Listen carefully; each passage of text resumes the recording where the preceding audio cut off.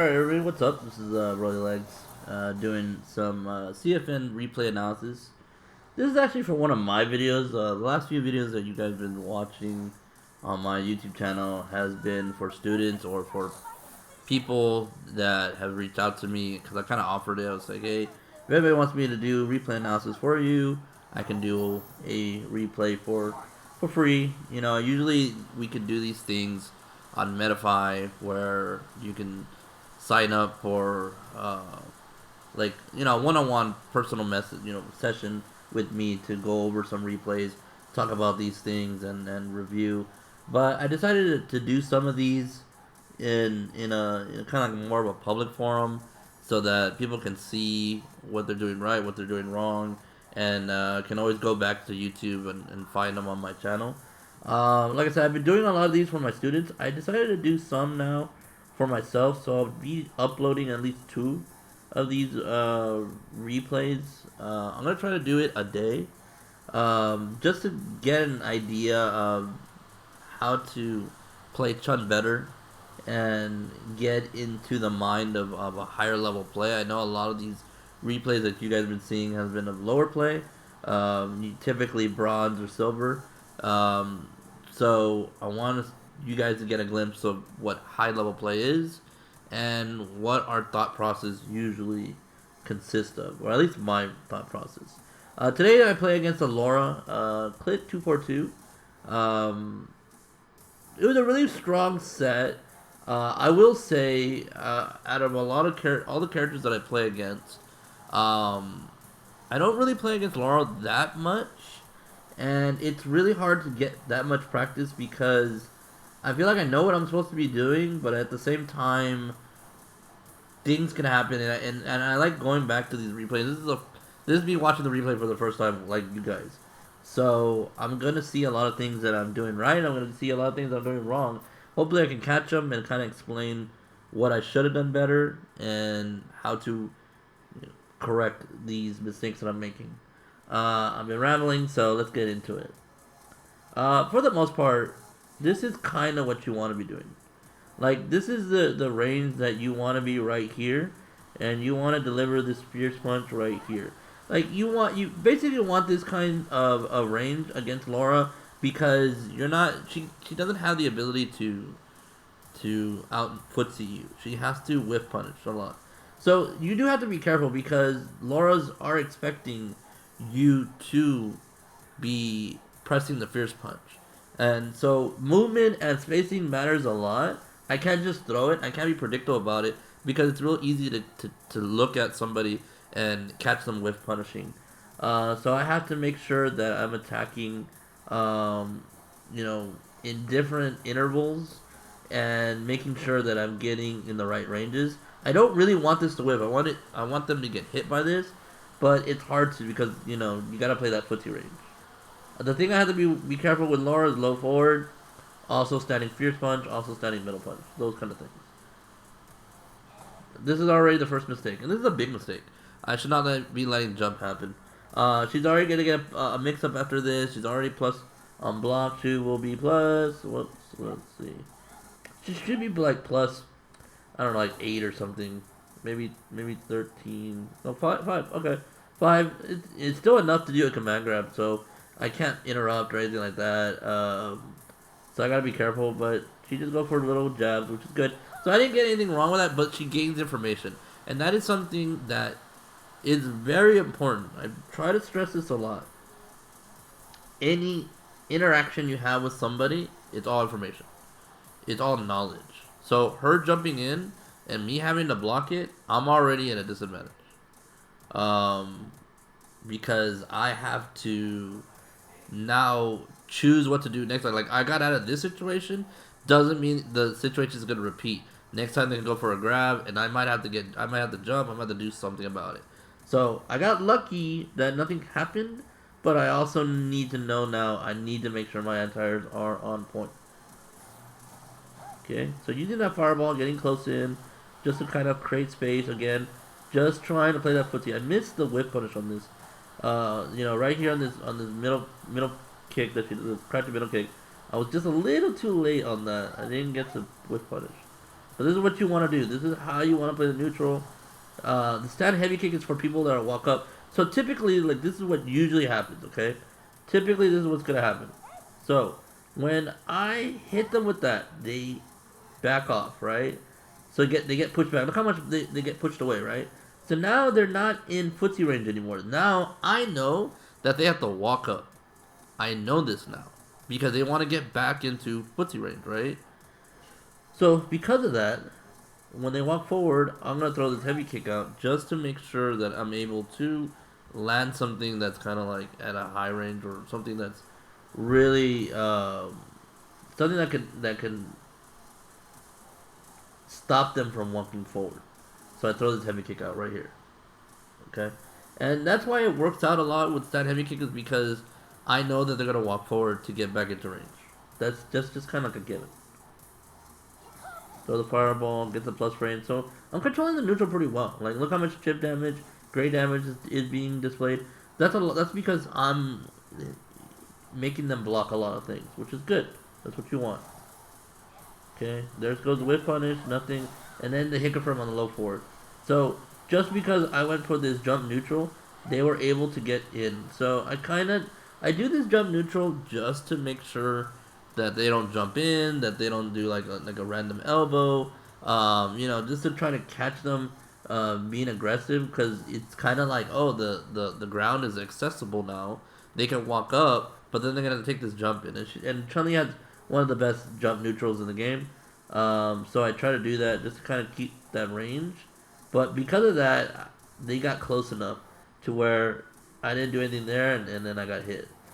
And then it becomes a mix-up game. Now, once this hits, this elbow hits right here. So now they're +2. And they are right here in this range. So basically right here is their next action. So they can't combo this. But they can go for a number of things and they're in throw range. And this is like the brutal part about Laura. Is because of this, I either have to make a decision, and most of the time I'm just gonna block because I don't want to like be in any kind of loop, right? If they go for crouching light kick, I'm gonna get hit. If I press a button, I'm gonna get hit. So usually I tend to say, okay, I'm gonna block. Typically, what I should be doing is backdash every time, because maybe not every time, but at least in ranges where I think they're gonna go for a throw or a hit, I'll just flip out. Like it shouldn't combo me, it shouldn't hit me at all. Or it should hit me, but it's not gonna get me, in danger. I should be able to cleanly get out. It's really hard to do it. You have to make sure your timing is perfect. But yeah. So they go for a throw, and I'm kind of have to take that. Now after the throw, it's not. There's no more mix up. Like they can go for elbow, but and because I woke up with a button, I got hit by it. But if I would have blocked that, I would have been fine. I could have just backed off. So back to the neutral we go. All those are plus, so I can't press anything, but I'm trying to wait for the command dash, just in case it happens. Go back into the neutral, roundhouse hits, really good. And then just go into... Now, this is where I made a simple mistake again. I did heavy punch. I don't know why. Like, when that fireball came out, it's hard because, like, if I were to do crouching middle punch here, I would get punished.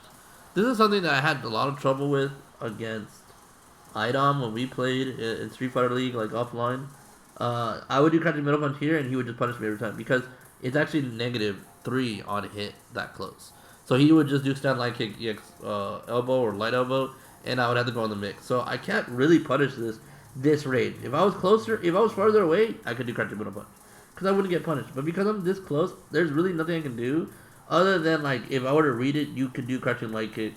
Not fierce punch, but you can do crouching light kick and punish it that way into like EX legs or whatever. Unfortunately, I got hit, and then they forced the thing. I want to see if that elbow was plus on block. I want to believe it was. So this is no -1. So I could have done a 3-frame and beat whatever they did, but kind of didn't know. And it's hard to get out. I should just jump over the corner, but like jump over them. But I'm trying to like just calmly get out. I don't want to like force any punishes. So you land the fierce punch. Probably should have activated on that Fierce Punch. I did mess up there. Trying this. There we go. Then I get. I just miss it. I don't know why. Maybe I don't act like. Maybe I don't throw EX legs out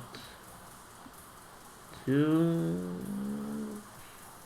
Oh. Are we at 0? No. No, I'm +5. I should have done it. I did it too late. Right there is when I did it. I did it too late. Yeah. I did it a couple frames too late, to be honest. That's why. It should have hit. I was kind of upset about that because that was my chance. Missed the hit confirm, and then they go for a mix-up into command grab. That's a guess. Like, what, you know, like that's kind of you thinking they're gonna do a continuation of their combo or follow-up, and they just, you know, reset it with a command grab.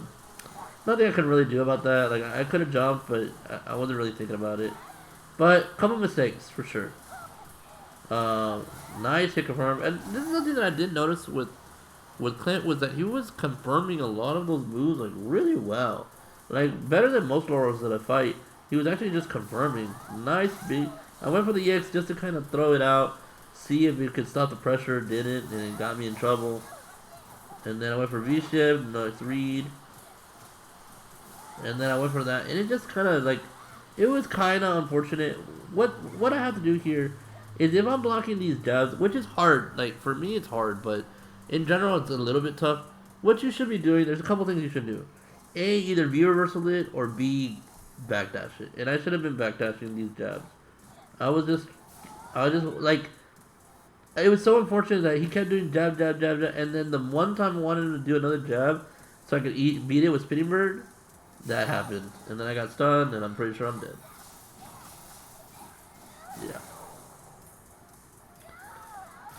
This matchup, you typically just want to like space out Laura and like try to limit the amount of mix-ups that she can do to you, or put you in those situations that's kind of hard.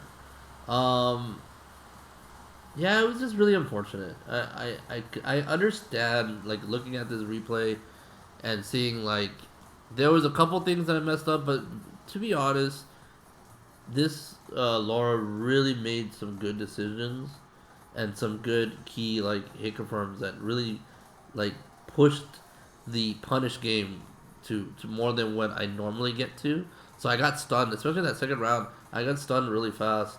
Well, actually in both rounds, right? I got stunned really fast in both rounds, and that's because of my decision. Well, it wasn't my decision making. It was just more like his reads were on point.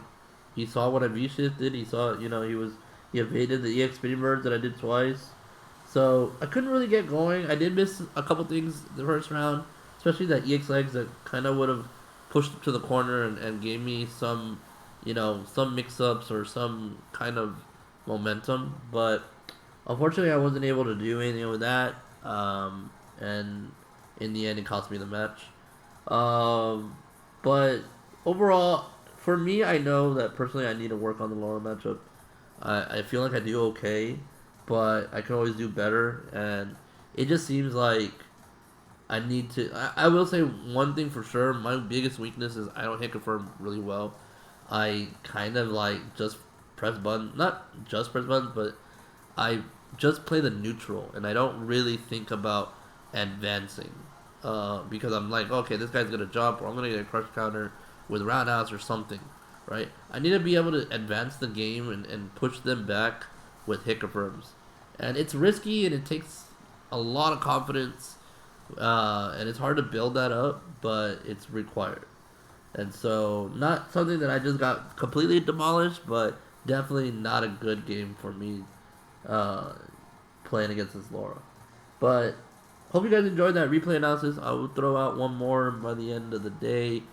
If you guys are interested in training with me or wanting your replays analyzed, you can find me at metafy.gg/@brolylegs.